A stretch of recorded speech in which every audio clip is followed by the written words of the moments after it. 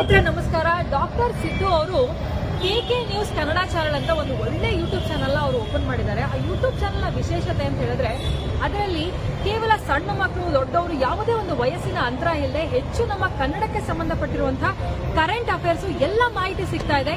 ದಯವಿಟ್ಟು ಹೆಚ್ಚಿನ ಸಂಖ್ಯೆಯಲ್ಲಿ, ಅದರಲ್ಲೂ ನನ್ನ ಯುವ ಸ್ನೇಹಿತರು ಹೆಚ್ಚಿನ ಸಂಖ್ಯೆಯಲ್ಲಿ ಯೂಟ್ಯೂಬ್ ಚಾನೆಲ್ನ ಸಬ್ಸ್ಕ್ರೈಬ್ ಆಗಿ ಫಾಲೋ ಮಾಡಿ ಹೆಚ್ಚು ಕನ್ನಡ ಪರ ಜ್ಞಾನವನ್ನ ಬೆಳೆಸ್ಕೊಳ್ಳಿ ಅಂತ ಹೇಳೋದಕ್ಕೆ ಇಷ್ಟಪಡ್ತೀನಿ. ನಾನು ನಿಮ್ಮ ನಿರೂಪಕಿ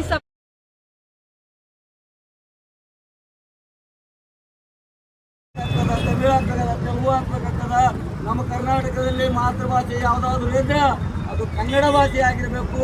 ಅದಕ್ಕೆ ಸರ್ಕಾರ ನಮ್ಮ ಪೊಲೀಸ್ ಅಧಿಕಾರಿಗಳನ್ನ ಪಾಪ SP ಸಾಹೇಬ್ರ ಮ್ಯಾಗ ಕಲ್ಲು ತೂರಾಟ ಆಯ್ತು.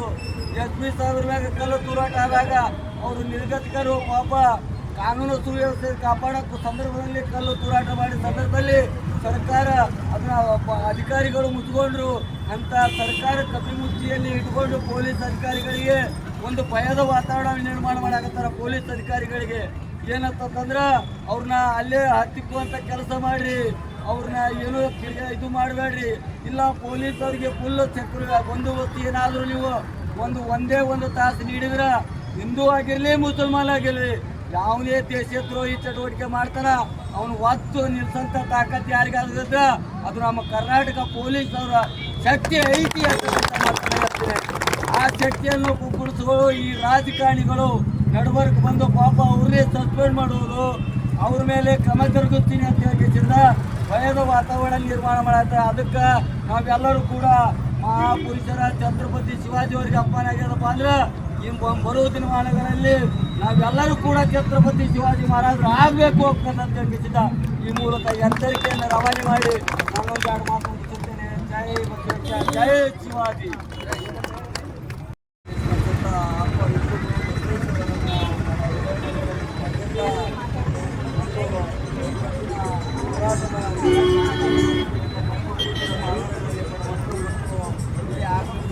ಪಕ್ಷಾತೀತ ಧರ್ಮಾತೀತ ಜಾತ್ಯತೀತವಾಗಿ ನಡೆದಂಥ ಈ ಪ್ರತಿಭಟನೆಯಲ್ಲಿ ಭಾಗವಹಿಸಿದ ಎಲ್ಲ ನಮ್ಮ ಸನಾತನ ಹಿಂದೂ ಧರ್ಮದ ಮುಖಂಡರುಗಳಿಗೆ ಮತ್ತು ನನ್ನ ಸೋದರಿಗೆ ಎಲ್ಲ ಯುವಮಿತ್ರರಿಗೆ ಮತ್ತು ನಮ್ಮ ಸರ್ಕಾರದ ಪೊಲೀಸ್ ಸಿಬ್ಬಂದಿಗಳಿಗೆ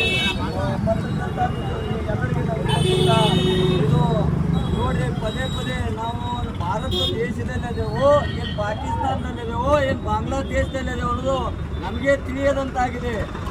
ನೋಡಿರಿ, ಈಗಾಗಲೇ ಪದೇ ಇದನ್ನ ಹಿಡಿಗೇಡಿತನ ಹಿಂದೂ ಸನಾತನ ಧರ್ಮದ ದೇವಾನುದೇವತೆಗಳ ಮೇಲೆ ಆಗಿರ್ಬೋದು ಮತ್ತು ಸ್ವಾತಂತ್ರ್ಯಕ್ಕಾಗಿ ಹೋರಾಟ ಮಾಡತಕ್ಕಂಥ ಅಪುರುಷ ಮಹಾ ವ್ಯಕ್ತಿಗಳ ಮೇಲೆ ಪದೇ ಸಂಗೊಳ್ಳಿ ರಾಯಣ್ಣರಾಗಿರ್ಬೋದು, ಛತ್ರಪತಿ ಶಿವಾಜಿಯವರಾಗಿರ್ಬೋದು, ಅಂಬೇಡ್ಕರ್ ಅವ್ರ ಮೇಲೆ ಆಗಿರ್ಬೋದು, ಬಸವಣ್ಣವ್ರ ಮೇಲೆ ಆಗಿರ್ಬೋದು, ಇಂಥ ಸಾಕಷ್ಟು ಮಹಾಪುರುಷರ ಮೇಲೆ ಪದೇ ಕಿಡಿಗೇಡಿಗಳು ನೋಡಿರಲಿಲ್ಲ. ಮೊನ್ನೆ ತಾನೇ ಬಾಗಲಕೋಟೆಯಲ್ಲಿ ದಿನಾಂಕ 19ರಂದು ನಡೆದಂಥ ಛತ್ರಪತಿ ಶಿವಾಜಿಯವರ ಜಯಂತಿಯ ದಿನದಂದು ಇವು ಮಸೀದಿ ಮೇಲೆ ಕಲ್ಲುಗಳು ತೂರಾಟ ಮತ್ತು ಚಪ್ಪಲಿ ತೂರಾಟ ಮಾಡ್ತಾರಪ್ಪ ಅಂದ್ರೆ ಈ ಸರ್ಕಾರ ಏನು ಮಾಡ್ಲಕತ್ತದ? ಕಣ್ಣು ಮುಚ್ಕೊಂಡು ಮಸೀದಿ ಒಳಗ ಕಲ್ಲುಗಳು ಹೆಂಗೆ ಬಂದು, ಚಪ್ಪಲಿಗಳು ಹೆಂಗೆ ಬಂದು, ನೀವು ಪವಿತ್ರ ಪ್ರಾರ್ಥನಾ ಸ್ಥಳ ಅಂತ ಹೇಳ್ತೀರಿ.